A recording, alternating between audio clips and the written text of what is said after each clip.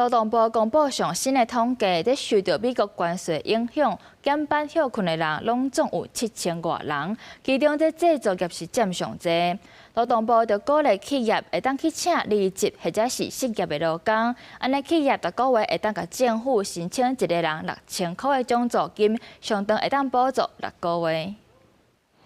美国关税对咱台湾就业市场的影响，也是继续在扩大。10月初一，劳动部公布实施减半休困的上新统计，受到关税影响的拢总有310间企业，7755人，比顶一期阁增加68间，1509人，占总通报人数8509人的9成。制造业也是占多数。也毋过，劳动部表示，即届增加的人数比顶一期阁较减，有16间企业因为订单回稳恢复正常工时。16家里面以机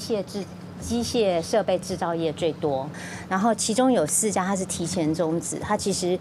通报原本的期间可能到11月，因为订单回稳，所以他们就提前终止。目前受到关税影响的企业甲劳工，除了会当申请雇用安定措施的帮助，9月30，劳动部更有针对受冲击上严重的制造业推出劳工就业统计划，鼓励企业去请制造业离职也是失业的劳工，逐个月会当向政府来申请一人6000块的聘用奖助金。相当会当补助6个月。除了关税影响外销和劳工，有产业工会提醒讲，政府定要注意，未来美国产品若以真价继续卖来台湾，恐惊会影响到以供应来输市场的产业和劳工。美国关税增加，咱的产品去到美国，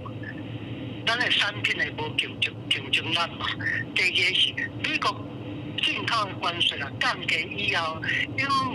影响到